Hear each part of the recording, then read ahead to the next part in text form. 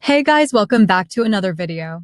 Today we will be reading chapter 11 to 13 on this amazing fanfic. This will be part 3 of What If Naruto Took After Zabuza. Enjoy! Once again, Naruto found himself in a rather difficult situation. They had made decent time and were now only an hour or two away from a small town on the border of Sound Country. Temari had been thankfully quiet for the latest part of their journey, as Naruto needed to come up with some way to control her within the town. Glowing red arms grabbing onto people was the kind of attention he didn't want, so he would have to be subtler in populated areas. He knew that constant physical contact was out of the question. They both needed clean clothing and a bath. His answer came in form of an image from Kyubi. Naruto knew the sand girl wouldn't like it, but that was probably why the demon had suggested it.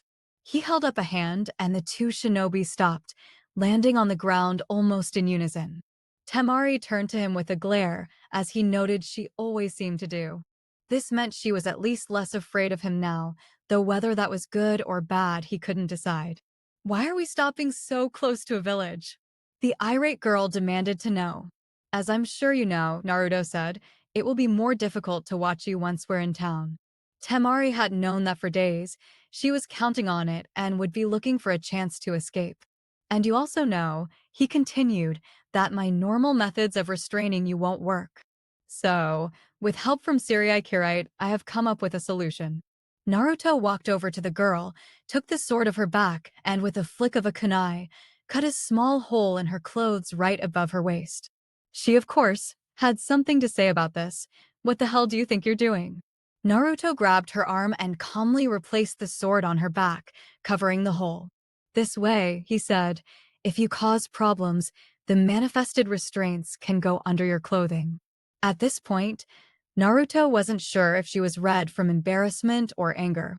There is, of course, another option, but I didn't think you'd go for having to hold my hand 24/7. And if you don't try to run or kill me, it won't be a problem either way. The unfortunate thing was that she had been planning on trying to escape or kill him, or more likely both. Temari knew she had lost this battle, but she was determined to win the war. He would have to slip up eventually. She would be there when he did. The two shinobi jumped back into the trees and went on their way. They arrived in town rather late, so Naruto led his rebellious but tired prisoner to one of the first good hotels he saw. He could afford it, and they had been sleeping on the ground for 2 nights. He got a regular two-bedroom and quickly dragged Temari upstairs. Their odd appearance and gigantic sword had been drawing attention. Once inside, Naruto set down some rules. Okay, your leaving this room requires one of two things. Either you're with me, or you've told me where you're going and you take Sirai Kirite. Temari got annoyed. This place had public baths, or am I supposed to just not wash myself? Naruto did a few hand seals. One cloud of smoke later, he was a dark-haired girl. He had modified his usual sexy no jutsu to include clothes. He grinned. Me or the sword, your pick. Temari had a choice between an annoying boy and a creepy sword. The sword didn't talk. She took Sirai Kirite. Temari slid into the water still holding onto the sword. The bathing area was empty and she didn't want to give the blade any chance to restrain her while she was unclothed. Once she was settled, she held the sword up out of the water. She had never actually spent much time looking at it before. The handle was ordinary, but that was where normalcy ended. The blade reflected almost no light at all, no matter how she angled it. She moved on to the etching. It amazed her even now. Both sides were carved in a mirror image of each other. The carving was perfect. The two great monsters locked in combat truly looked alive. She started at the hilt, where the fox's tail started, and slowly ran her hand across the engraved image. Near the middle of the blade, the fox and dragon twisted around each other, both trying to land a fatal blow. The scene was obviously near the end of a battle, but Temari realized with a start that no one would ever know which one won the fight. The two would be forever frozen in the moment right before the victor was decided. Temari realized that she had never asked how or why the sword was sentient. She just accepted it. After all, her little brother carried intelligent sand around with him, so who is she to question an intelligent sword? But now she was curious. She sank deeper into the warm water and decided to ask him about it later. Back in the room, Naruto was smacking himself in the head.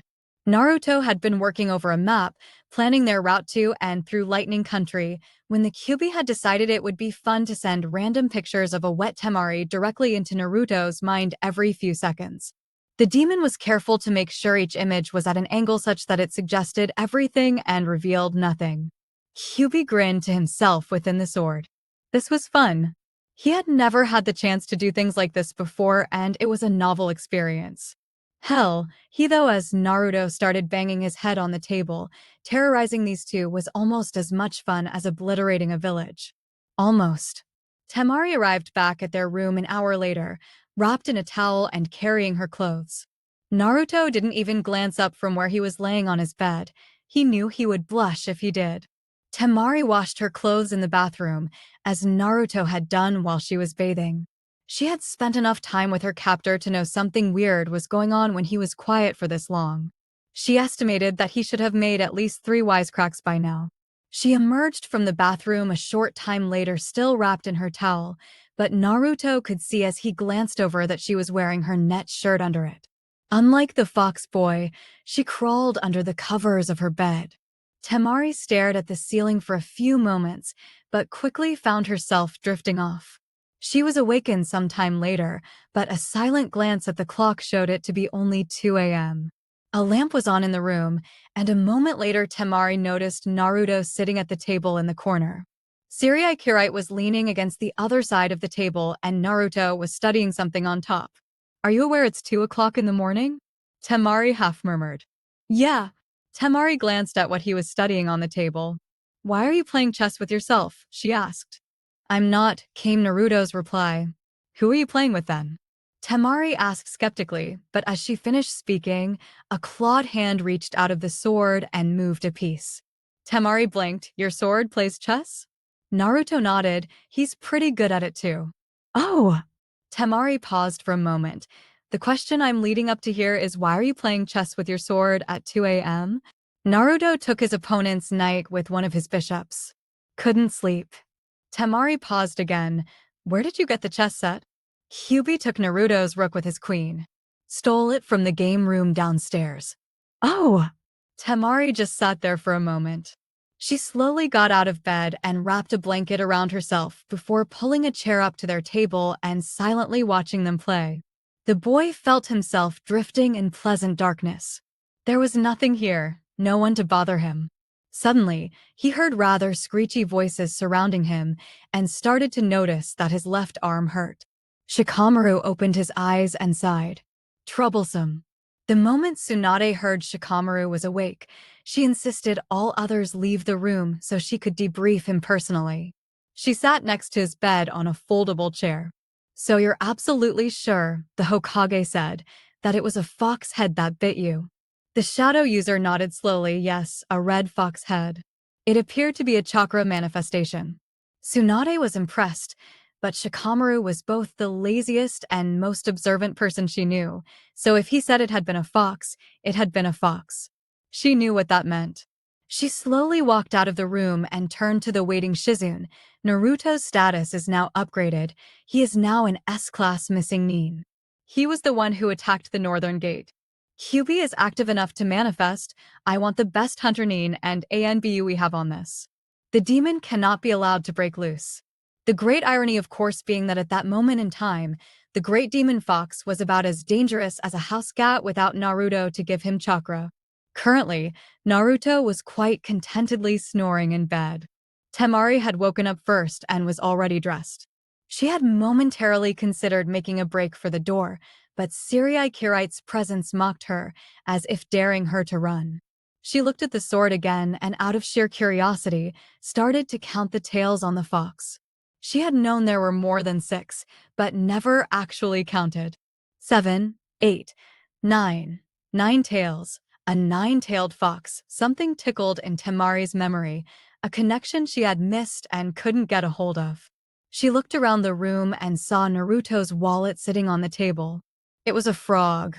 Her eyes widened. Gaara. The girl pinned against the tree. Gaara transformed. The frog.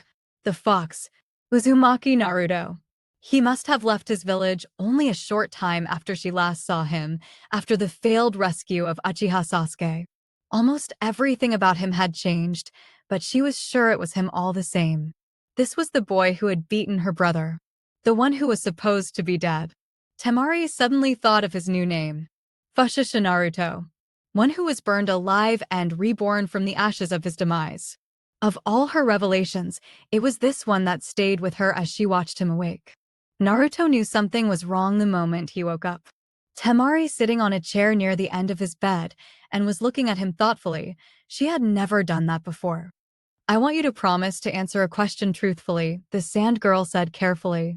Sensing humor wouldn't be appreciated right now, Naruto just nodded. Temari took a deep breath. How did Uzumaki Naruto really die? Of all the questions in the world, that had been the one Naruto had been least expecting, but it was at least, he thought sadly, one he knew the answer to. He died, the boy said with a dark smile, from broken dreams and a broken heart. They both sat in silence for a few minutes, then Naruto quietly got out of bed, put his vest and shoes on, and slid Siriai Kirite into place on his back. He walked to the door of their room and stopped. Temari stood up, put on her shoes, and they walked out the door together. Temari would later wonder what might have happened had she not followed him that day. But she would then amend, it hadn't really been her decision. In that moment, whatever fear or desire to escape she had was overcome by a need to understand. And so she followed. Iruka stared into the mirror and the white mask that stared back. The decision to don the mask had been easy. Iruka knew Naruto better than anyone, so no one would be a better choice for hunting the boy down. The problems would arise, he knew, when he did find the boy. What was he going to do? Ask the boy to come back. As much as Iruka hated to admit it, Naruto had engineered and executed an almost perfect fake death, one that had fooled the whole village for weeks. The problem was, that kind of planning was proof that his leaving had been premeditated and not just spontaneous. There was no leniency in the law when it came to that type of treason. A shinobi who left the village in a way that suggested it had been planned was to be killed on sight. Iruka didn't think he could live with that. He had to talk to Naruto first. The brown-haired man carefully removed his new mask and massaged his face. He would wait and decide what to do when he saw Naruto. Gaara wasn't sure what to think. The news that Temari had disappeared in an attack by Naruto was both comforting and disturbing at the same time. Gaara was sure Naruto wouldn't hurt his sister, but that really didn't make the thought of his sister being held captive by a Nuke even Naruto, more likable. Kankuro hadn't taken it nearly so well and had gone to vent his anger on some trees. Gaara stared up at the sky. He and Kankuro had been called back to Hidden Sand alone with the rest of the Sand Nines. They would leave the next day. The sand swirled around him anxiously. He hated to leave without Temari, but she could be anywhere. He would have to trust Naruto to take care of her, and for the fox boy's sake, he better be trustworthy. Hiroshi ran through the forest, surrounded by his squad. The Hokage had deployed them 10 hours before. She had mobilized more than half the hunter for this. Squads were sent to all nearby towns, told they were hunting an S-class criminal named Uzumaki. Everyone, of course, knew what that meant. The demon child. As an added bonus, Hiroshi had heard that he had taken a sand girl along with him. Hiroshi had lost his brother to the war with the sand and figured that if his squad found them, he might have to engineer a little accident involving the Sand Nin. Currently, the aforementioned Sand Nin was shopping. It hadn't taken her 30 seconds after leaving the hotel to realize that the sword no longer covered the hole Naruto had made in her clothing. Naruto was now carrying his sword, as there wouldn't be any need to restrain her. They had come to a kind of unspoken understanding.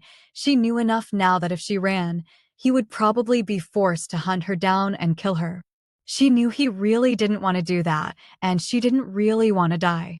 They both knew she wouldn't run. And so she was now looking for new clothes. Naruto had given her 15,000 yen to spend, mostly, as she liked and had gone off to buy traveling supplies. Temari had never been a shopping person, primarily because she always wore the same thing, but Naruto had insisted she get some pants and at least one regular shirt. She had growled for a little while, as she was very fond of her net shirts, but complied anyway. He was the one paying, after all. Naruto arrived back an hour later to see Temari looking rather stressed, but holding a shopping bag of clothes. Naruto himself was carrying a large duffel.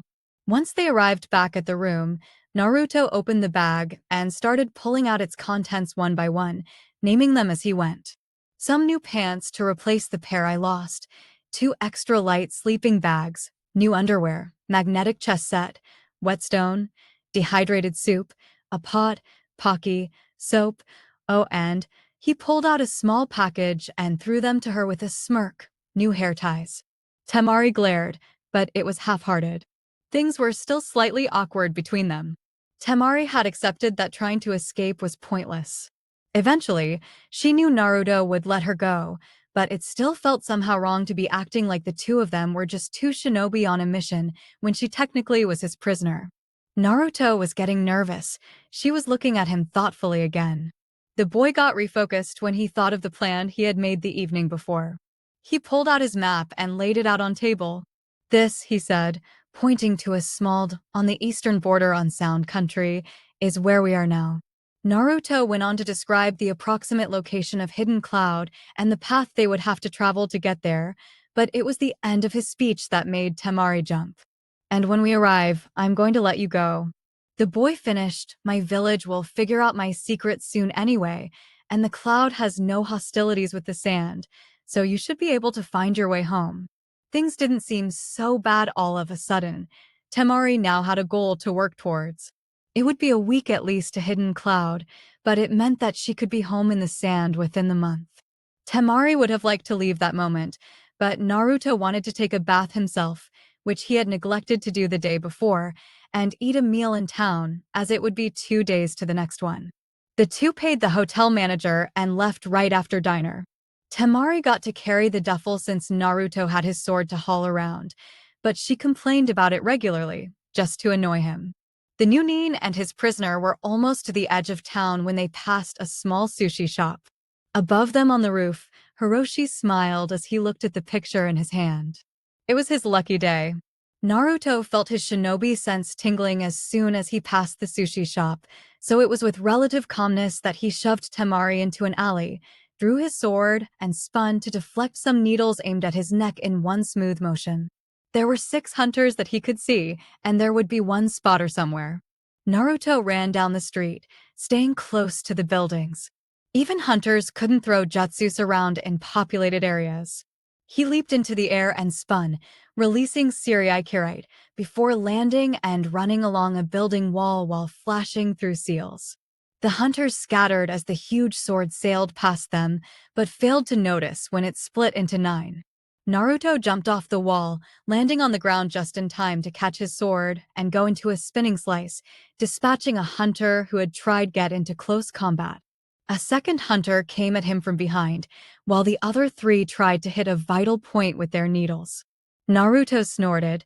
These weaklings had nothing on Haku.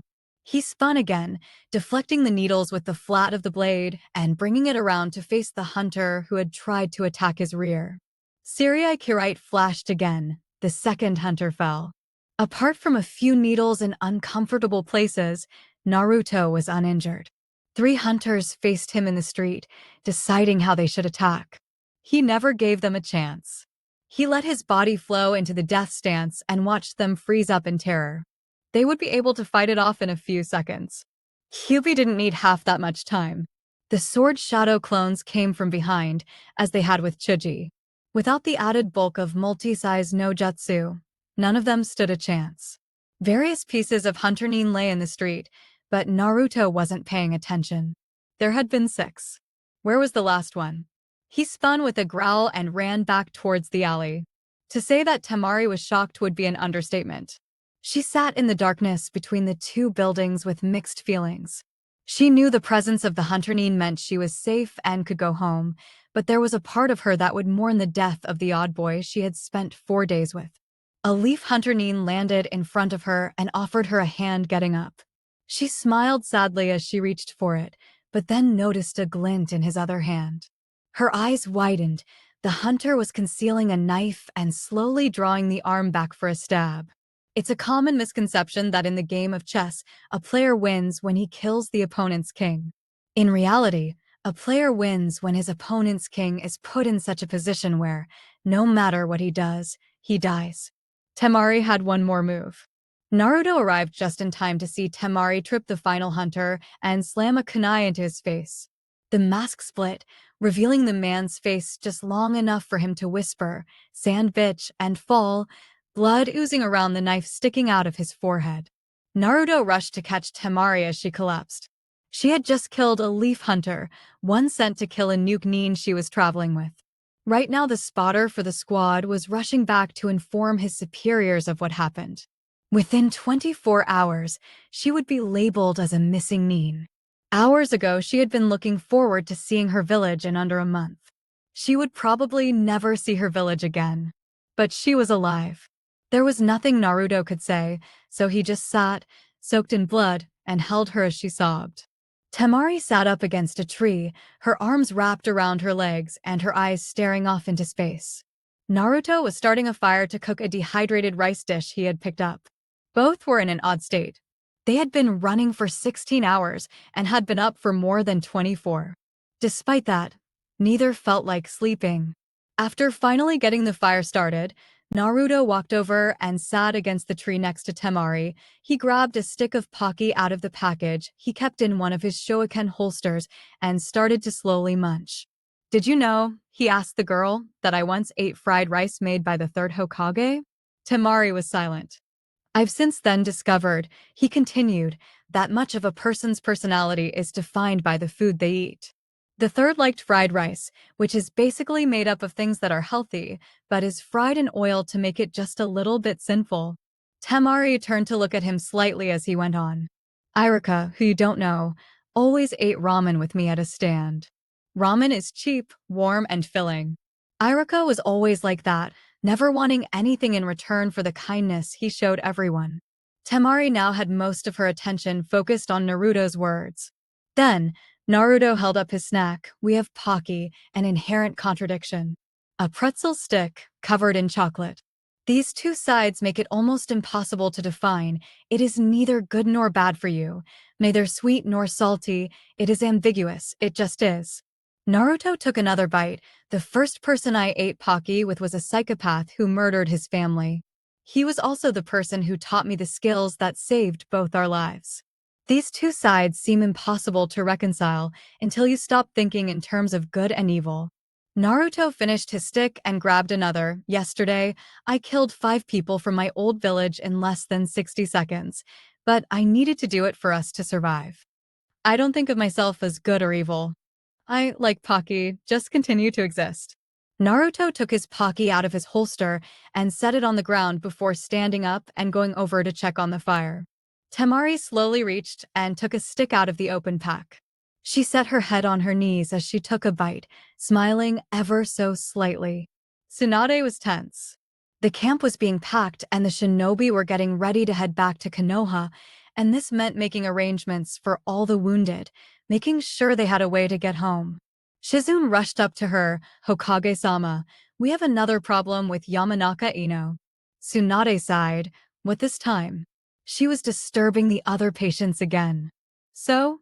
She does that constantly." She was explaining to another patient how horrible it was to try and find anything that looked fashionable in a wheelchair. And the patient she was explaining this to had his face horribly scarred and both his eyes burned out by a fire jutsu. He apparently had a small mental breakdown after listening to her for 20 minutes. Tsunade swore, "Have a chunin watch her constantly. That girl has less tact than Jiraiya in a bathhouse." Shizune rushed off just as another shinobi rushed up carrying a scroll, which Tsunade snatched and started to read. Her face went white as a sheet. Gaara and Kankuro were just preparing to leave when a leaf chunin ran up to them and whispered something in Gaara's ear. "Our sister's been what?" Gaara bellowed, causing every breathing being within 60 feet to freeze. Gaara was really fighting the urge to squish someone right now. He stormed through the camp, his sand spinning around him, picking up random things and flinging them around. He looked rather like a sand tornado. His storm was normally limited to picking up non-living things. Tents, chairs, packed boxes of this or that, but it also picked up the odd shinobi or small child, and most were rather displeased with being flung in random directions. He figured the Hokage would get complaints later, but really didn't care. Surprisingly, Kankuro was also fighting the urge to squish someone. He almost started setting off poison bombs the moment Gaara had told him. Though not as impressive as his younger brother, Kankuro was pissed as hell and was following in Gaara's wake. Tsunade suddenly found herself exposed as a walking sandstorm disintegrated her tent. "Can I help you?" the Hokage asked politely. Instead of squishing her, he settled for his most menacing glare. "Why has my sister been registered as a missing nin?" Tsunade was getting nervous. She was reported to have killed one of the hunter nin sent to find Naruto. The whole squad less one was wiped out. Gaara continued to glare, and therefore, the last member must be the one who told you these lies about Temari. Tsunade was starting to squirm. "Until I learn otherwise, I have to assume he's telling the truth." The sand started to swirl more violently, and Kankuro stepped forward to back his little brother up if he needed it. Kakashi calmly walked between the Hokage and the demon boy, reading his porn book and laughing to himself, completely immune to the tension. The eyes of over 60 onlookers watched the copy ninja as he wandered off again, completely ignorant. Gaara growled. Kakashi had killed the mood. He spun on his heels, calling over his shoulder, "No sand hunters will pursue her, I will see to that." "If you want to throw away the lives of your shinobi," Gaara grinned, "feel free." The sand user stomped away, wishing he was half as confident as he sounded. Temari didn't even have her fan, which meant she'd be mostly useless in any difficult fight. He was hoping his confidence might have thrown the Hokage off for a little while, but knew that even if his ploy worked, it wouldn't for long. Soon she would deploy the hunter nin again. Gaara had limited power, but he could stop the sand hunters, and he could, and would, make the Hokage's life as difficult as possible. He needed to talk to Baki. The Hokage had sent the hunter's report to Irika before she sent the messenger to Gaara and now strode purposefully into his tent to see what he thought. She then strode purposefully back out, blushing slightly as she had walked in on him changing. A minute later, Irika blushingly invited her in, but things soon turned serious. "Hokage-sama," the Chunin began, "before anything else, you must first promise that you will not send any other hunter squads to be slaughtered without consulting me." Tsunade raised an eyebrow at his presumptuousness, but nodded. "We have unfortunately," Irika continued, "put Naruto in his most dangerous state. In taking the Sand Girl, he took responsibility for her, and now that she's been declared a missing nin, Naruto will blame himself for that too. That unfortunately means that Naruto will do anything to keep her alive. He isn't desperate, but he is ruthless, and no ordinary squad can fight him with any decent hope of victory." Tsunade let the Chunin continue as he shifted gears. "The first thing we have to do is clear up some misconceptions. Naruto is incredibly clever, and we can't underestimate him. From the report I read, he killed the hunter nin primarily with taijutsu, and very quickly, so we have no idea what types of ninjutsu he's picked up in his time away. Another point is Naruto's sword. Where did he get it? What does it do?" The report talked about the sword splitting into many and acting independently, as if they were controlled. That has to be looked into. Tsunade just stood there as Irika continued to talk. "Next, the idea that Kyuubi is breaking the seal is absurd. If the demon is manifesting, it's to help Naruto fight, but we need to confirm that too. It sounds unlikely." As for the boy's changed appearance, Irika glanced at the report again. "I'll explain that later. Right now, I need you to gather these people. This is the team I'll need."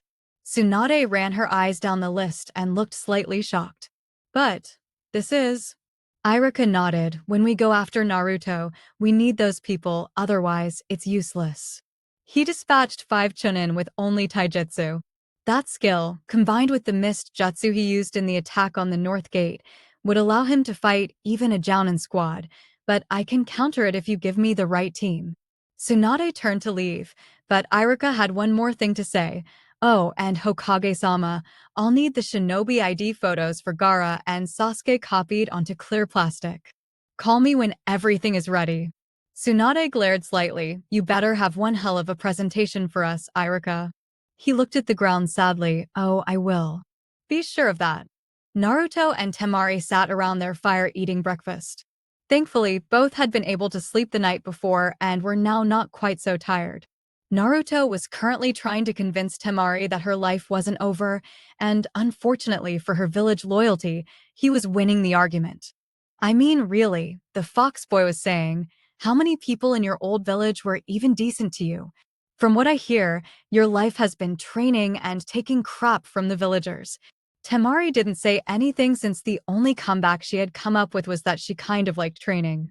I realize that you miss your family, he continued, but I really can't see either of your brothers condemning you for this, and who cares what the rest of the village thinks? Temari was being swayed by his argument, but suddenly glared. There is, she said, the minor issue of spending your life being hunted. Naruto shrugged. Gaara scares the hidden sand way too much for them to hunt you, and as for Hidden Leaf, they'll give up sooner or later. Sensing she was bending, Naruto went on. Can you even remember the last time you did something fun? And I mean fun in a not killing people kind of way. I understand that you didn't ask for this, but there are many worse fates. Temari snorted, like what? Naruto smiled, having a demon inside you. Temari stopped and looked at him for a moment. I really can't argue with that, can I? His smile became a grin, no. She sighed, but even if I went along with being a missing Nin, I'd need a new fan. Battle fans are only made in hidden sand, and even then, not many are manufactured. This, Naruto realized, would be a problem. But he had ways of dealing with problems. Wait a sec, he said, I need to consult with someone. Naruto let himself drop into a meditative state and soon found himself in the passages of his mind, the chibi fox already waiting for him. The fox looked absolutely ecstatic, and Naruto wasn't sure if this was good or bad. Kyubi got straight to the point. I have a sand battle fan, a very nice one too. But, of course, Naruto said, you want something in exchange. What? Naturally, the demon said, I want a greater chakra allowance. Tripled. Naruto looked at the demon carefully. Tripling his allowance would give the demon access to a quarter of his chakra. Deal, the boy said. How do we get this fan of yours? We need to summon a gate to my storage area. It's a relatively simple jutsu. It just requires a lot of chakra. And there's one other problem. That being, I need to be the one to do the jutsu, Kyubi said. Naruto looked at the demon suspiciously. Why?